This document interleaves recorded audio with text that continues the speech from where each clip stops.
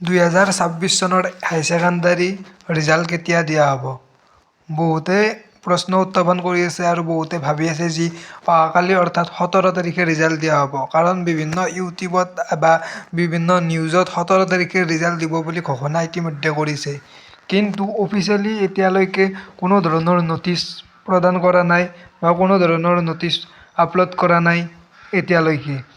হয়তো দিয়া হ'ব পাৰে 17 তাৰিখে, কাৰণ আমাৰ অসমৰ CM অৰ্থাৎ হিমন্ত বিশ্ব শৰ্মা ডাঙৰীয়াই ইলেকশ্যনৰ সময়তে এটা ঘোষণা কৰিছিল যে মেট্ৰিকৰ ৰিজাল্ট দিয়া হ'ব 10 তাৰিখে আৰু হায়াৰ ছেকেণ্ডাৰীৰ ৰিজাল্ট দিয়া হ'ব 20 তাৰিখৰ আগত। আৰু 20 তাৰিখৰ আগত বুলি ক'লে যিহেতু এইকেইদিন নিদিলে, অৰ্থাৎ আজি বন্ধ, অহাকালি 17 তাৰিখ খোলা আছে আৰু 18 তাৰিখ বন্ধ, 19 তাৰিখ ৰবিবাৰ।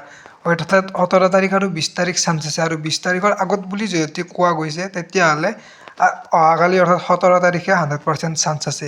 কিন্তু এতিয়ালৈকে কোনো ধৰণৰ অফিচিয়েল নটিচ দিয়া হোৱা নাই।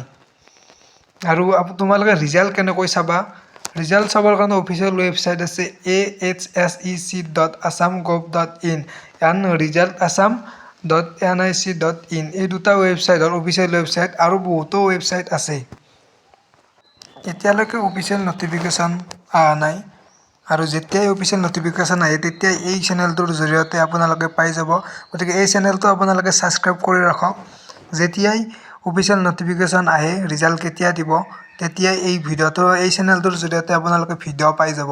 আৰু যদি অহাকালি দিয়ে তেতিয়াহ'লে অহাকালি ৰাতিপুৱাৰ ভাগতে আপোনালোকে এই চেনেলটোৰ জৰিয়তে সঠিক সবিশেষ খবৰ গোটেইখিনি পাই যাব।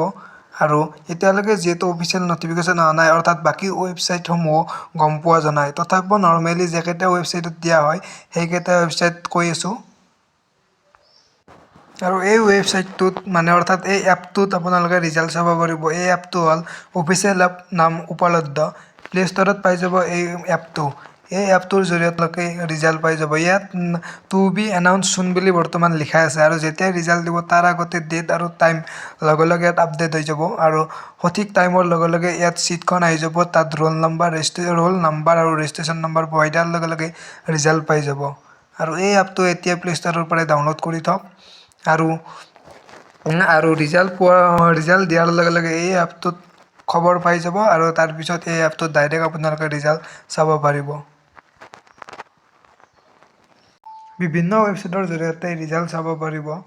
আৰু এইটো ৱেবছাইটতো চাব পাৰিব AHSEC, যোনটো অলপ আগতে কৈছোঁ। এই ৱেবছাইটটোতো ইয়াত লিংক আহি যাব ৰিজাল্ট দিয়াৰ লগে লগে, আৰু তাত লিংকত যাই ৰোল নাম্বাৰ আৰু ৰেজিষ্ট্ৰেশ্যন নম্বৰ বহাই ৰিজাল্ট চাব পাৰিব। আৰু তাৰপিছত আপোনালোকে ইণ্ডিয়া ৰিজাল্ট অৰ্থাৎ result.assc এই ৱেবছাইটটোতো আপোনালোকে চাব পাৰিব। বৰ্তমান এই ৱেবছাইটটো ল'ডিং হৈ আছে, ৱেবছাইটটো অহা নাই।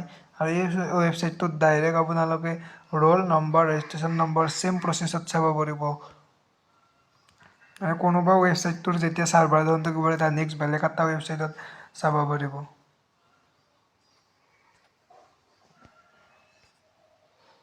আৰু এইটো result.শিক্ষা, অৰ্থাৎ এইটো ৱেবছাইটত হ'লে ডাইৰেক্ট ইয়াত চাব পাৰিব। আৰু যদি ইয়াৰ এপ হয় তেতিয়াহ'লে উপলব্ধ এপটোৰ জৰিয়তে আপোনালোকে চাব পাৰিব। এতিয়ালৈকে ইয়াত ডেট দিয়া হোৱা নাই, যিহেতু অফিচিয়েলি ঘোষণা হোৱা নাই। আৰু অফিচিয়েলি ঘোষণা যেতিয়া হয় এই ইউটিউব চেনেলটোৰ জৰিয়তে আপোনালোকে গম পাই যাব। গতিকে এই ইউটিউব চেনেলটো ছাবস্ক্ৰাইব কৰি ৰাখক আৰু নটিফিকেশ্যনটো অল প্ৰেছ কৰি থ'ব।